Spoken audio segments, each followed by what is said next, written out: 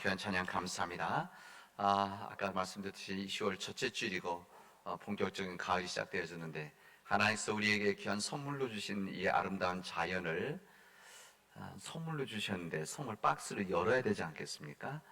이번 한 달 동안 여러분들께서 좋은 가을을 누릴 수 있는 그런 귀한 시간들 되어지길 바랍니다.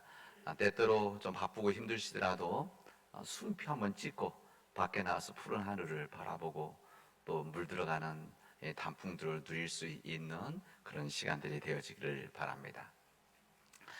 우리 현대 사회는 좀 우리가 살아간 시대죠. 먹거리가 정말 풍부한 사회입니다. 우리 사회가 좀 그런 것이죠. 그렇다고 우리 모든 지구촌에 있는 이 세상 전체가 사실 그런 것은 아닙니다. 우리가 잘 알고 있는 주변의 나라들, 우리가 이름을 잘 알고 있는 나라들은 그래도 비교적 먹거리가 풍부한 나라와 민족이지만 그 나라들을 제외한 나라들은 여전히 힘든 삶들을 살아가고 있습니다. 텔레비전에 보면 음식 채널도 많고 여러분 또 음식 채널뿐만이 아니라 음식에 대한 방송도 실제 프로그램들이 많이 있습니다. 보통 우리는 그것을 먹방 채널이다 그러죠.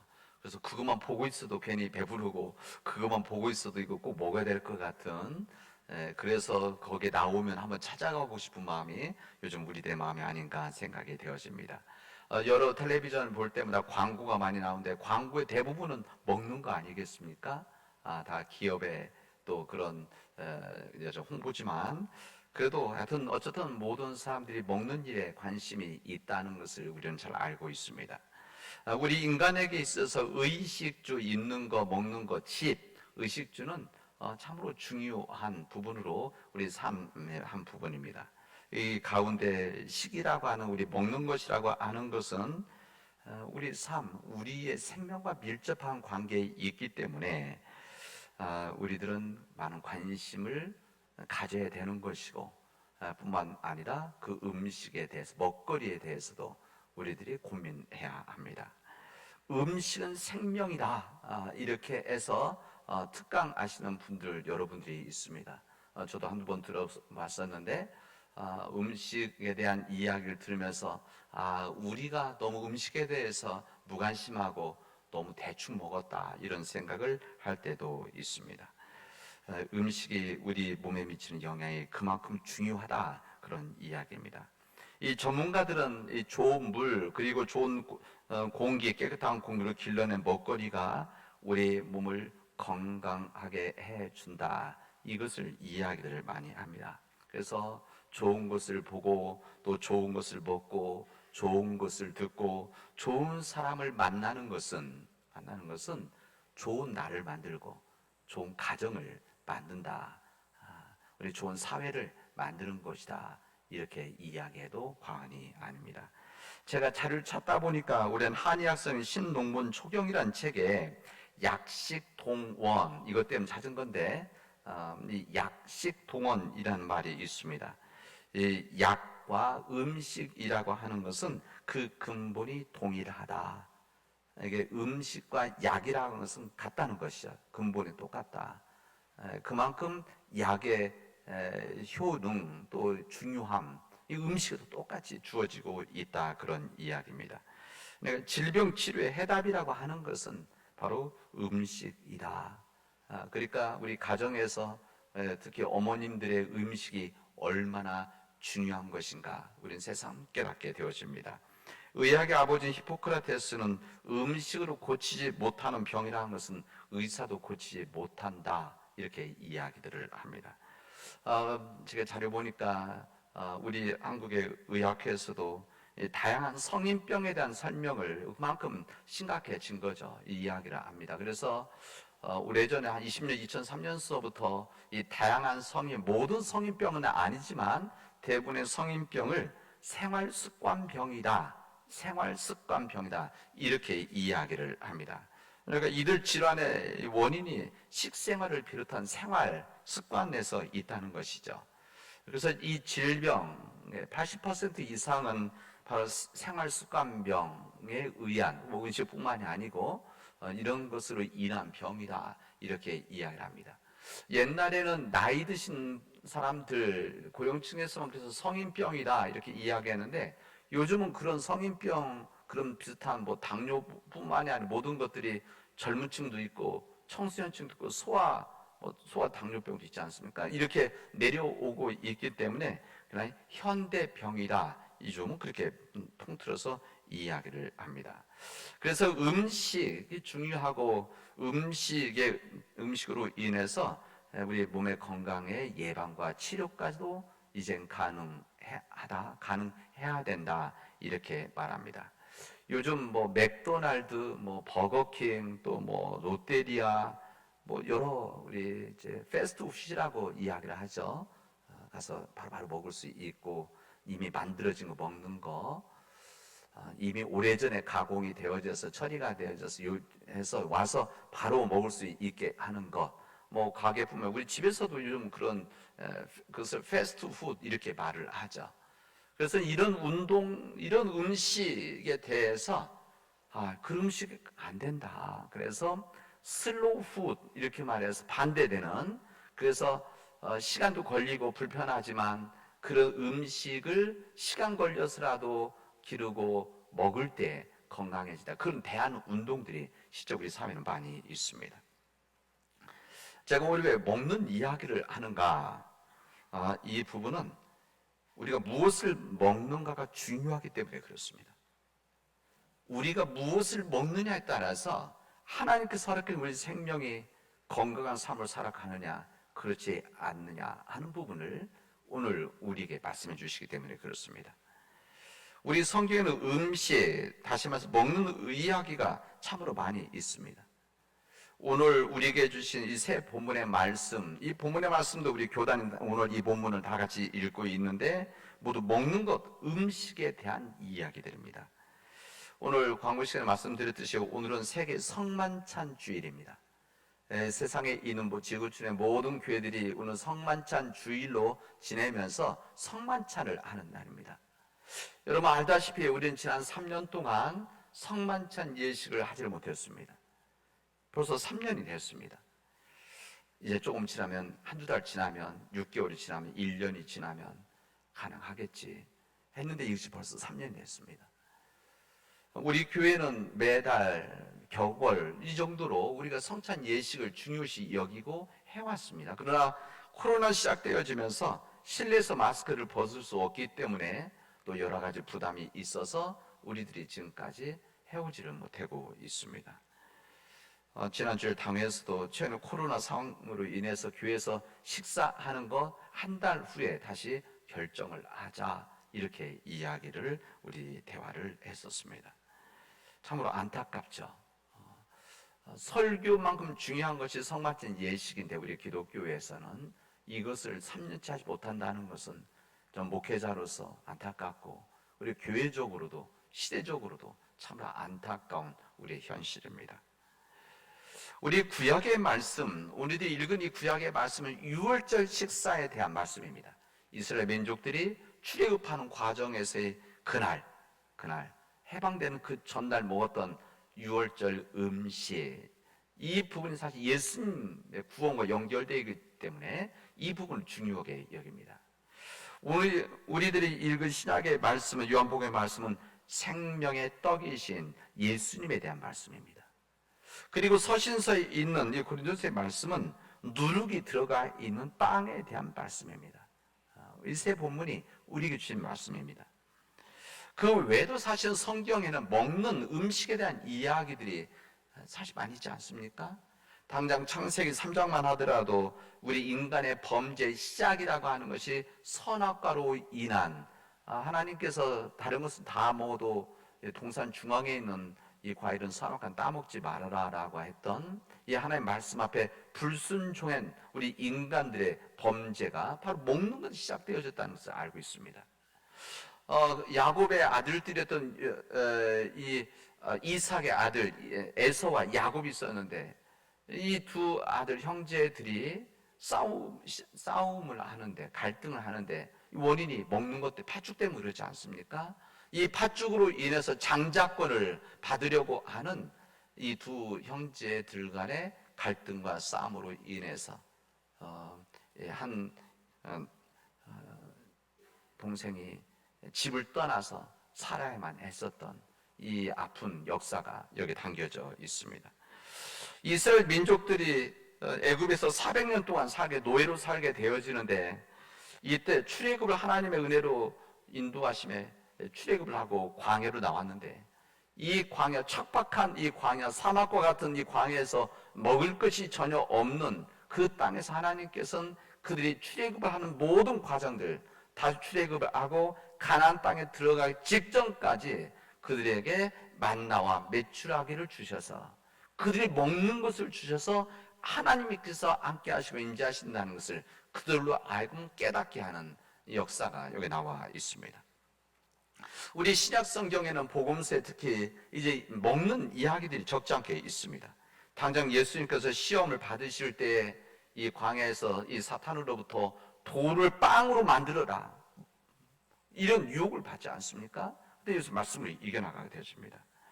예수님께서 복음을 전하실 때 수많은 사람들이 이제 하루 종일 쫓아다니고 와서 복음을 듣고 또 예수님의 치유의 역사가 일어나게 되는데, 그들이 얼마나 배고프겠습니까? 그래서 예수님께서 그들을 불쌍히 여기셔서 때로는 오병이어, 어린아이가 가지고 있었던 작은 어린아이의 도시락 속에 있었던 이 2마리의 작은 물고기와 빵 5, 떡이라고 하지만 사실은 빵이죠. 작은 빵 5개. 그래서 오병이어죠. 그래서 이것을 가지고 장정 5,000명을, 그러니까 한 15,000, 20,000을 먹였다는 것이죠. 이런 역사가 있습니다. 우리 예수님께서는 사람들부터 손가락질 받고 외면당하고 소외되어 죄인 취급받았던 그 당시에 죄인들 같은 사람들, 이런 사람들을 예수님은 오히려 찾아가셔서 그들과 함께 음식을 나누셨습니다. 그 집에 가서 함께 마시고. 그래서 이것을 보았던 유대교 지도자들은 예수님을 비난하면서 뭐라고 이야기하는가 하면, 우리 예수님은 먹고 마시는 것을 탐하는 자다, 이렇게까지 비난들을 했었습니다. 예수님께서 붙잡혀 십자가에 달리시기 전날 예수님은 그동안 함께 수고한 이 제자들을 위해서 만찬 식사를 내시죠. 그래서 예수님께서는 이제 조금 후면 예수 붙잡히실 것을 아시고, 이제 붙잡히면 고난을 받고 집에 돌아가신다는 것을 이미 3번 이야기를 하셨기 때문에 그런 안타까운 마음, 간절한 마음으로 제자들에게 이 빵과 포도주를 나누어 주시죠. 이게 예수님의 마지막 만찬입니다. 예수님께서 십자가 돌아가신 후에 부활하셨을 때 제자들이 흩어졌었습니다. 제자들이 흩어져서 자기의 땅, 특히 갈릴리 호수에서 이제 버부로 하던 베드로와 그 그 사람 주변에 있었던 제자들 함께 물고기 잡는 일을 하고 있을 때 예수님은 그들에게 다가가셔서 그들을 위해서 아침 피곤한 몸에 있는 제자들 위해서 생선으로 식사를 만들어 주신 역사가 우리 요한복음 마지막에 있는 이야기 아닙니까? 여러분, 초대교회에서도 먹는 것이 참 문제였었습니다. 이 주님을 그들이 복음을 듣고 성령에 체험한 다음에 이젠 베드로가 사도들이 말씀을 전할 때 놀라운 역사들이 있었습니다. 아무래도 3,000명이나 하나님의 은혜를 받는 그런 일들이 있었는데, 그러면서 그들이 교회 공동체가 되어지죠. 근데 공동체가 되어져서 이들이 천사들이 아니지 않습니까? 그래서 그들이 가진 첫 번째 문제가 뭐였는가, 무엇은 갈등이 있어요? 먹는 거에 있었습니다. 근데 먹는 거가 뭐가 문제였는가 하면은, 여러 사람들이 같이 먹는데 헬라파 사람들, 성경 그렇게 되죠. 헬라파. 이게 무슨 말인가 하면, 그 지역에 있었던 사람들이 아니라 해외에서 살다가 들어온 사람들, 안에 방문한 사람들, 이런 사람들이 왔는데 함께 밥 먹는데 항상 뒷전이고 순서도 늦게 먹고 음식이 부족하면 못 먹고, 이런 일들이 생겨서 갈등들이 생기게 되어지는 겁니다. 그래서 이것을 알게 된 사도들이 7 집사를 세워서 그 7 안수 집사들을 통해서 그 일을 감당하게 했었던 것을 우리는 잘 알고 있습니다.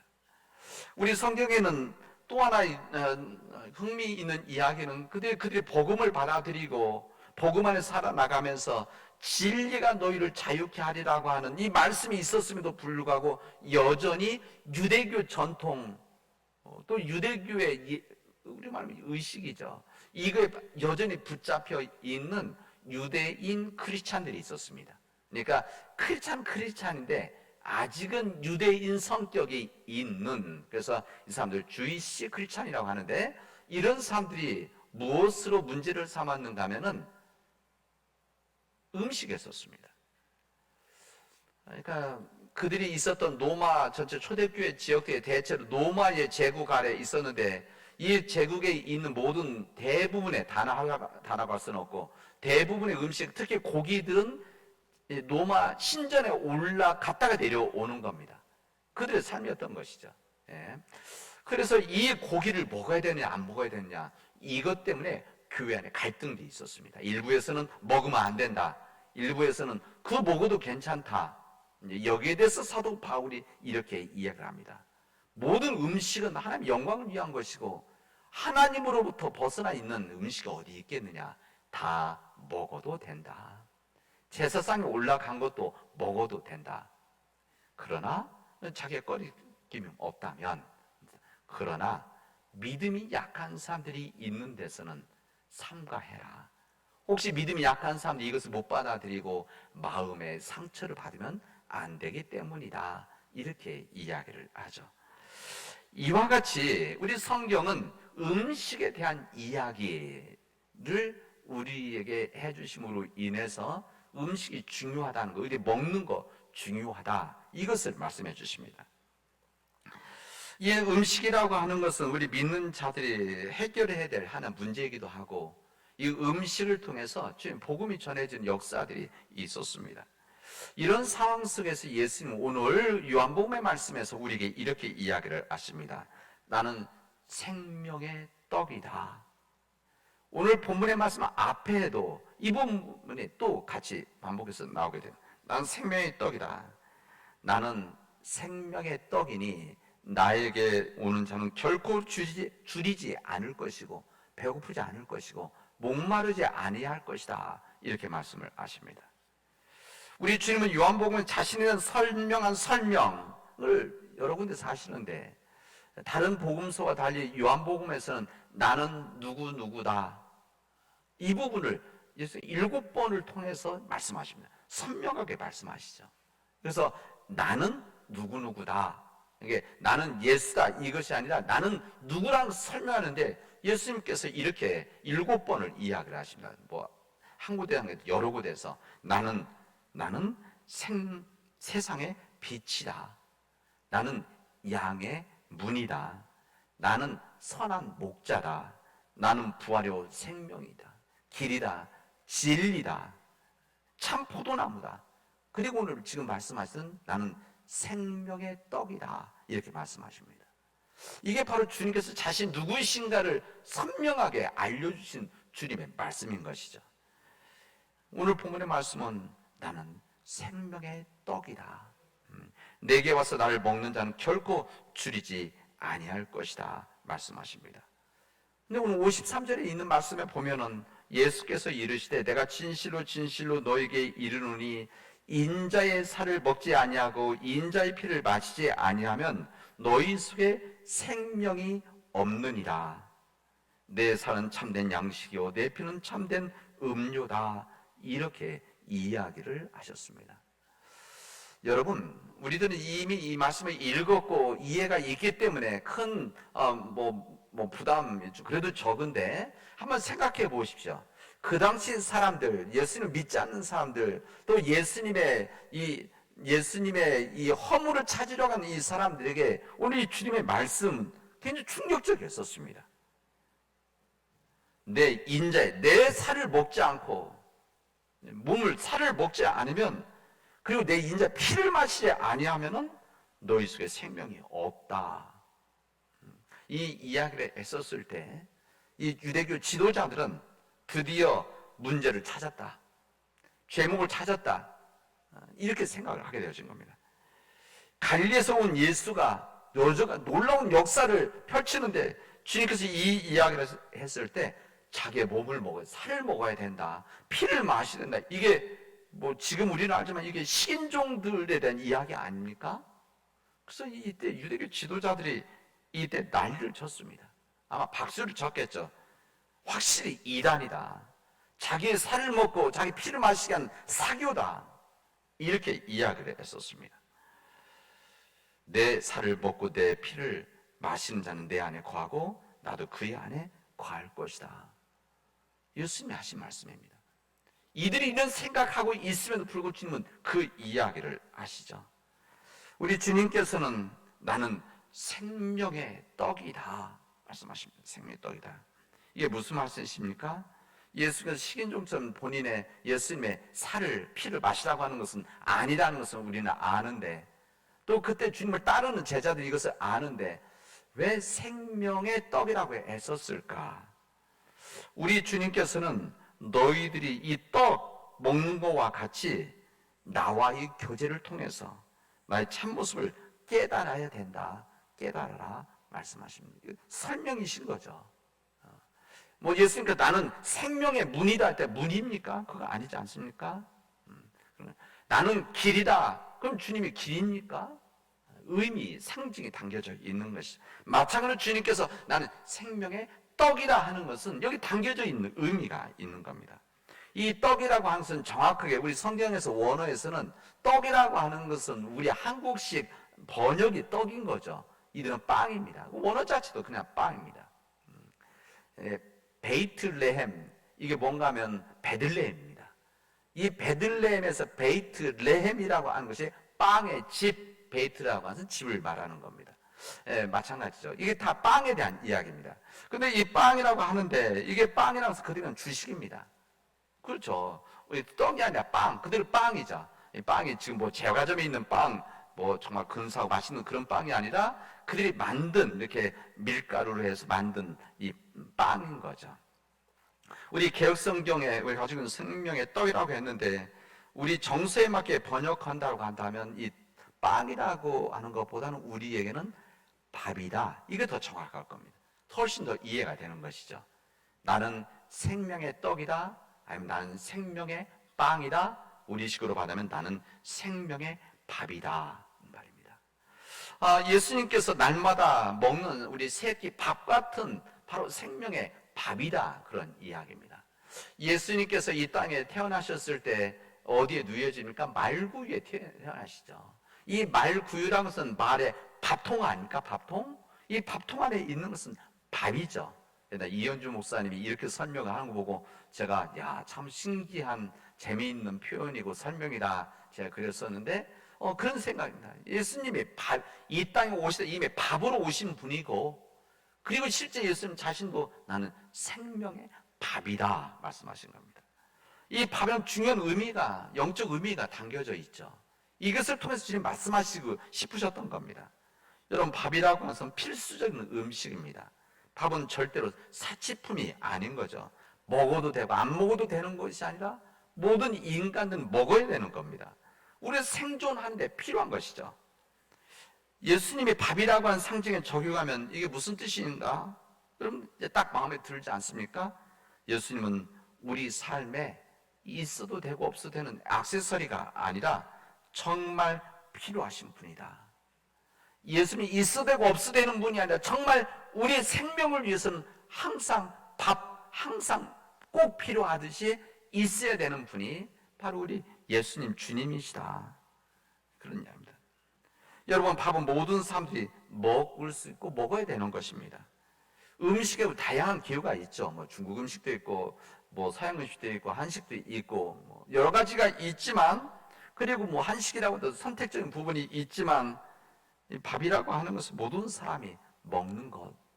특히 유대인들, 이 말씀을 듣는 유대인들은 빵, 그래서 모든 사람 먹어야 되는, 먹을 수밖에 없는, 먹어야 되는 것이었습니다. 예수님 밥이라는 것은 무슨 뜻입니까? 예수님은 차별 없이 모든 사람들의 필요를 채워주는, 모든 사람들의 영혼들을 구원해 주는 분이시다. 밥이 그런 역할이니까 이 말씀을 주님은 나는 생명의 밥이다, 이것을 통해서 말씀을 전하시고 있습니다. 신분의 차이와 관계없이 남녀노소 구분 없이 모든 사람들이 먹어야 사는, 다시 말하는 우리 예수님이 그런 모든 사람들을 구원하시는 구원자이시다. 이게 봐요, 나는 생명의 밥이다 라고 하는, 밥에 담겨져 있는 주님의 뜻입니다. 여러분, 밥은 여러분 매일 먹어야 되는 거 아닙니까?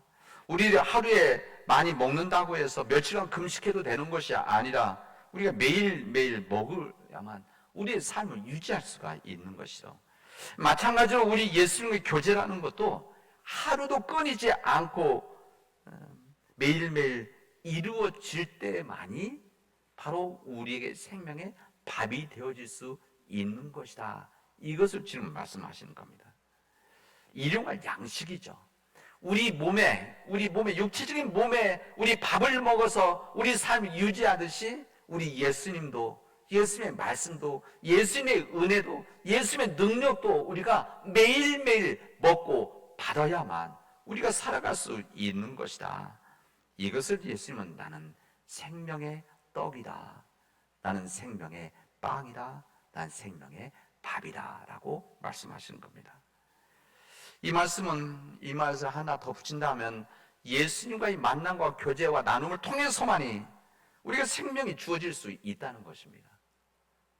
예수님의 그 은혜가, 예수의 말씀이 그것도 매일매일 있을 때문에 우리 생명이 유지될 수 있다는 것이죠. 만약 예수님과의 교제를 통해선 생명이 주어지는데 그렇지 못하다고 한다면 우리는 살아있지만 죽은 자다. 우리 서신서에 나오는 이 말씀입니다. 우리는 몸은 죽어 있지만 영혼이 죽어 있게 되어진다. 이게 바로 생명의 밥이 주는 주님의 말씀입니다. 그래서 그런 의미에서 우리에게 생명의 밥이 되시는 우리 주님, 이것을 우리께 나누게 되어질 때 우리는 존귀한 삶, 생명의 삶을 살아갈 수가 있는 겁니다. 말을 반대로 말한다면 예수님 외에 죽은 것을 먹으면 우리는 죽을 수밖에 없는 존재가 되어진다는 겁니다. 생명의 밥이 되신 예수님이 아닌 세상의 것을 먹으면, 상한 것을 먹으면, 죽은 것을 먹으면 우리는 썩은 것을 먹는 하이에나와 같은 존재로 살아갈 수밖에 없는 것이죠. 그리고 죽은 것을 추구하고 죽은 것을 세상에서 탐욕으로, 교만으로 찾으려고 하는 그런 삶을 살아갈 수밖에 없는 존재라는 것을 우리에게 말씀하시는 겁니다. 이게 바로 우리는 영적으로 병든 자들의 삶이다, 이렇게 이야기를 합니다. 예수님, 그 생명의 밥을 먹고 예수님의 생명을 가지고 이렇게 살아간다는 것, 이게 무슨 말입니까? 이게 바로 예수님의 말씀으로 살아간다는 겁니다. 예수님의 생명의 말씀, 복음의 은혜, 이것으로 살아간다는 겁니다. 예수님의 말씀대로 살아가고 예수의 십자가의 사랑을 가지고 살아가면 우리는 살아있는 삶을 살아간다는 겁니다. 그겁니다. 예수의 복음을 가지고 살아갈 때만이 희망이 있는 자의 삶을 살아갈 수 있다는 것입니다. 우리들이 예수님 없이 살아갈 수도 있습니다. 살아갈 수 있죠. 그러나 그 삶은 살아있는 삶이 아니라 죽은 자의 길을 걸어가는 인생이다. 성경 우리에게 그렇게 말씀하시는 겁니다. 예수님의 생명은 신비한 힘이 있습니다. 예수님의 생명의 힘, 생명이죠. 생명의 힘. 우리 조회중창단 이렇게 말해서 조회중창단. 근데 사실 그게 여기 나와 있는 그 생명입니다. 이것을 조회, 헬라어 그 영어로는 조이 이렇게 하죠. 우리 교회 조회중창단, 조회중창단. 즐겁다는 조이가 아니라 생명이라는.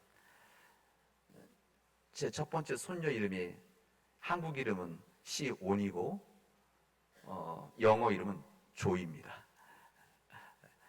우리 손녀 이름, 우리 교회 이름 보고 딴 것은 아닌데 그렇게 아이들이 그렇게 쳐. 그래서 참 신기하다, 제 속으로 그랬습니다. 여러분, 예수님의 생명이 임하면 신비한 힘이 있습니다. 그래서 굳어 있었던 마음들이 조금씩 움직여지고 메마른 마음에, 옥토에 바로 주님의 생명이 임하게 되어지면 다시 살아난 역사가 이루어지게 되어집니다. 이 메말랐던 심령에 무의미한 존재로 살아갔던 사람들이 예수님의 생명이 임하게 되어지면 내가 진정 이 땅에서 하나님의 창조물로, 하나님의 작품으로 이 세상에서 특별한 존재의 의미를 가지고 살아갈 수 있는 힘이 바로 생명의 밥이 되신 예수님을 먹을 때, 예수님의 삶을 나눌 때 바로 여기 이런 역사가 일어난다는 겁니다. 여러분, 우리가 무엇을 먹느냐 참으로 중요합니다. 무엇을 먹고 살아가느냐. 사랑하는 여러분들은 예수님의 생명을 가지고 이 세상 속에서 그리스도의 제자로 살아가는 사람들인가, 아니면 세상의 것들을 먹고 세상의 것으로 살아가려고 하는 그런 사람들인가 한번 생각해 보십시오. 우리 사랑 믿음의 교우 여러분, 우리 남원제일교회에 예수님의 생명이 이제 흘러 넘치게 우리 함께 만들어 가도록 합시다. 이게 바로 하나님의 뜻입니다. 우리 교회에 예수 그리스도의 생명이 우리에게 임해서, 예수님의 생명의 밥이 되는 예수님 우리에게 임하고 그 은혜가 임해서 우리 안에 풍성해진 그 은혜가 흘러 넘쳐서 그 생명의 은혜가 이 세상 사람들, 메마른 심령 속에 있는 사람들, 절망 속에 있는 사람들, 갈 길을 잃은 사람들에게 그 생명의 은혜가 흘러 넘치면 그들 가운데 주님의 생명 신비하님이 그들을 변화시켜 나가게 되어질 겁니다. 그리고 이 세상을 변화시켜 나가게 되어질 것입니다. 하나님께서 우리에게 죽어가는 영혼들, 잃어버린 영혼들, 하나님을 모르고 하나님을 떠난 영혼들을 구원하라고 하셨는데, 그리고 우리 교회가 그런 구원의 방주가 되라고 하셨는데, 이게 이런 일들을 어떻게 하는 겁니까? 우리가 받은 예수님의 생명을 세상에 전하는 겁니다. 그리고 우리 생명을 지켜나가는 것이죠. 라이프 키퍼죠. 생명을 지키고 생명을 받은 은혜들을 전하는 자. 이게 바로 주님께서 우리에게 말씀하신 생명의 밥에 해당되는 우리 사역이고 우리의 거룩한 과제입니다. 사명이죠. 이 믿음의 일을 감당하는 우리 참 교우들이 되어지를 주님의 이름으로 축원하겠습니다. 기도합시다.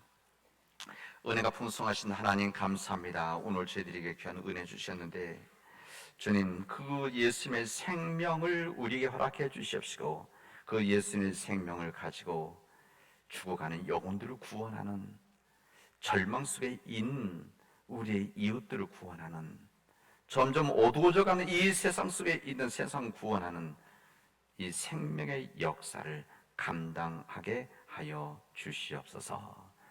우리 힘으로 아니 되오니 하나님께서 도와주셔서 하나님, 내가 생명의 사람이 되어지고 우리 가정이 생명의 가정이 되어지고 우리 교회가 생명의 교회가 되어져서 세상에 거룩한 책임감을 가지고 살아나가도록 인도하여 주시옵소서.